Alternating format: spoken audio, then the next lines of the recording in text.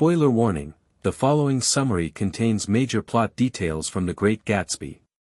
If you haven't read the book and want to experience the story for yourself, proceed with caution. Summary of The Great Gatsby.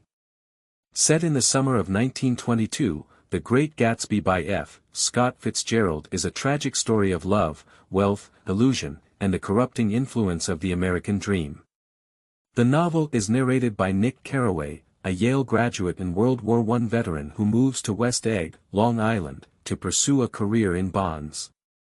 He soon becomes entangled in the glamorous yet hollow world of his wealthy and enigmatic neighbor, J. Gatsby.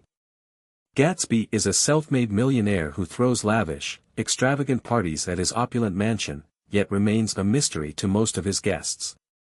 As Nick comes to learn, Gatsby's fortune and his entire existence are devoted to one goal: winning back his lost love, Daisy Buchanan. Daisy, Nick's cousin, is a beautiful but shallow woman married to the arrogant and unfaithful Tom Buchanan, a man from old money who looks down on Gatsby's newly acquired wealth.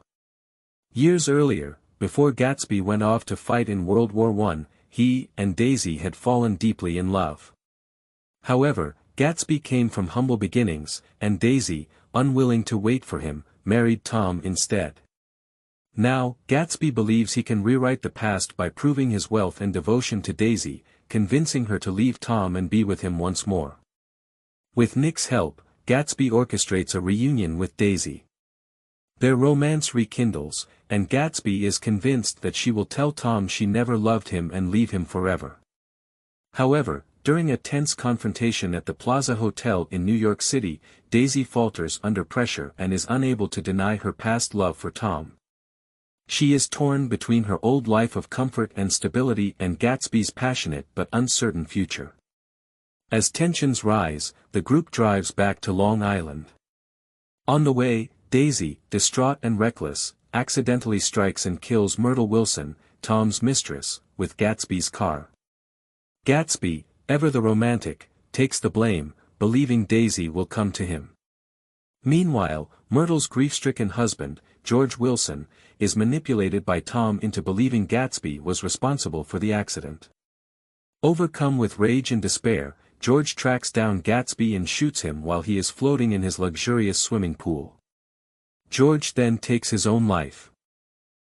Nick, disillusioned by the superficial and selfish nature of the wealthy elite, tries to arrange Gatsby's funeral, only to find that nearly everyone who once attended his extravagant parties has abandoned him. In the end, only a handful of people, including Nick, Gatsby's father, and Gatsby's only true friend, Owl Eyes, come to pay their respects.